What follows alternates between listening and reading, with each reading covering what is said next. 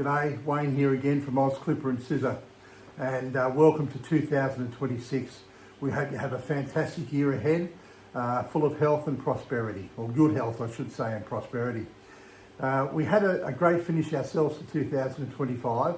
Our groomers were really generous towards us, and in the last week leading up to Christmas, we went from 199 5-star reviews and we went over the 200 mark. So just now over 200 5-star reviews on Google, which is fantastic. I think at the time of speaking now, we're at about 202 or 203 5-star reviews. Now, although that's very pleasing and we're very proud of that fact, we really have to thank our groomers, the people we've worked with and who have supported us over the many years we've been building our business.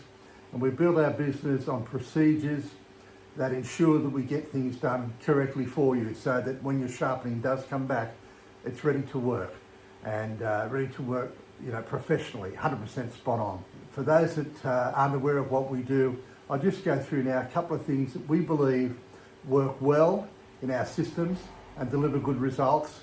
And we'll start with our clipper blade sharpening, and let us know what you think. Thank you.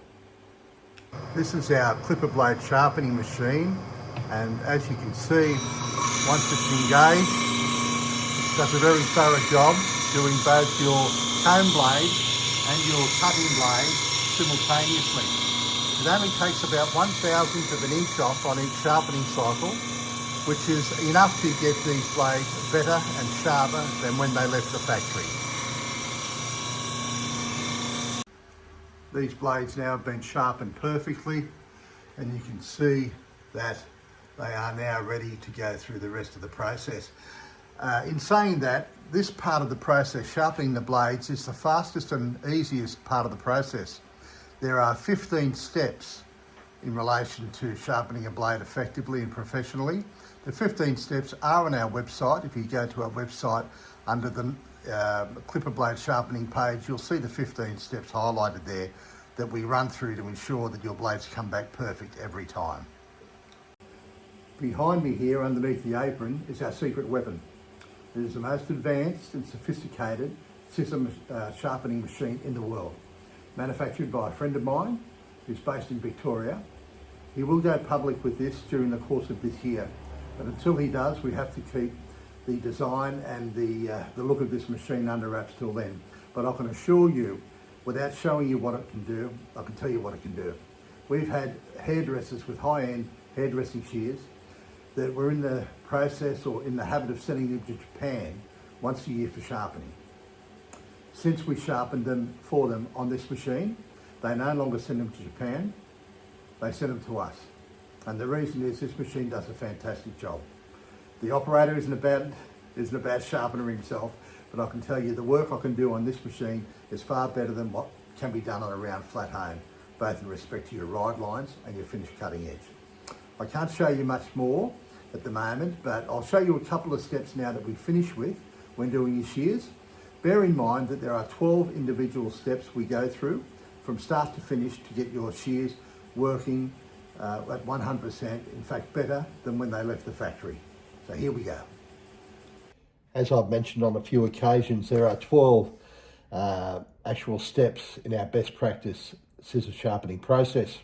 One of the final ones here is buffing the edge of the blade after both ride line and cutting edge have been reprofiled and ready to go. So we'll just start our buffer up. We're using a 3 micron diamond spray on our pad to lubricate, and from there we simply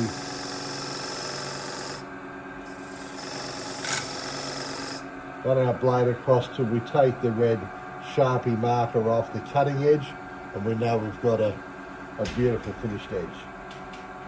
One of the final steps in the process before we clean, reassemble, is we use our leather strop, which has been coated with a very, very fine red French rouge, and we very gently run the blade across. We use the narrower strop on the curved shears so that there's adequate area for the shear to go across the leather strop without missing any part of the internal curve of the shear.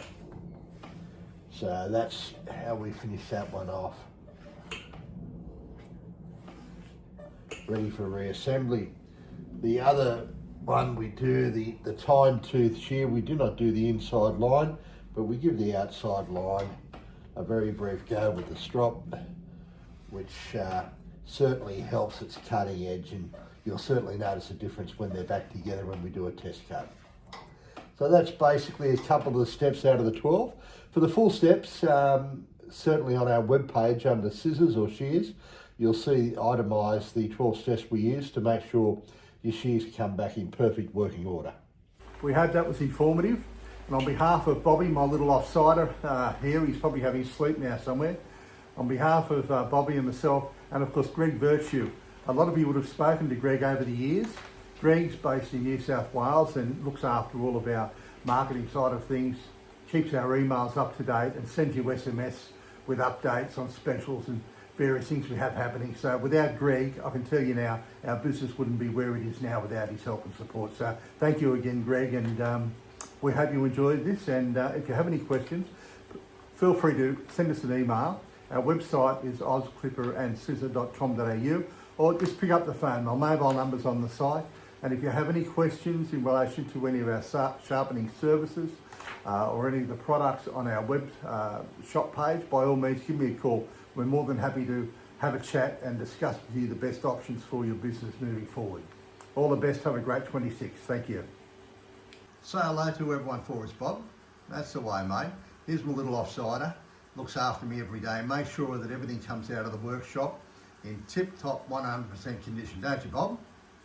Yeah, he's not very talkative today. He's just woken up. Good man.